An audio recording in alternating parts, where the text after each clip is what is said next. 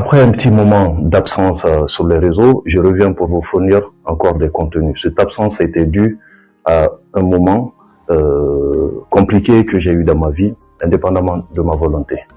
Aujourd'hui, nous allons parler de l'acronyme EIA, l'entretien individuel annuel.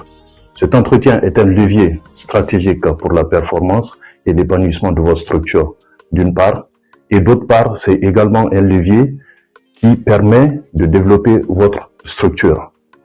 Contrairement à ce que beaucoup de managers pensent, on pense que c'est une formalité administrative.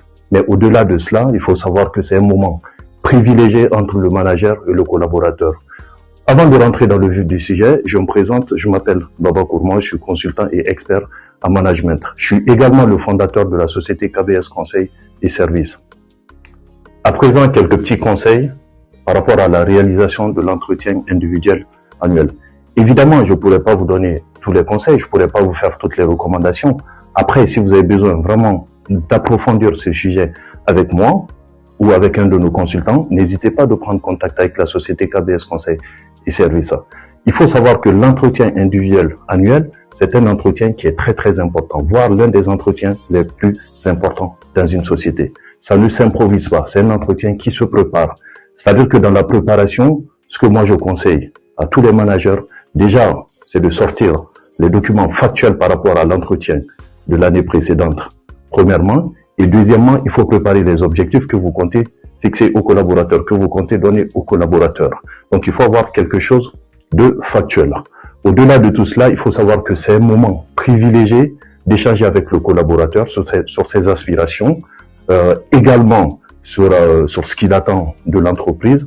Et aussi, c'est un moment de faire le point sur l'aspect social pour savoir si le collaborateur se sent bien dans l'entreprise ou pas. Cet entretien, ne jamais le terminer sans demander clairement, concrètement et de la façon la plus précise au collaborateur ce qu'il attend de l'entreprise. C'est très important.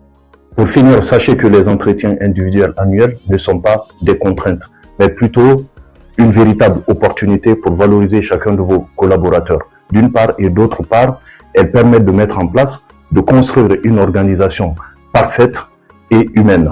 Si vous avez aimé cette vidéo, n'hésitez pas de la liker, de la partager ou de la commenter.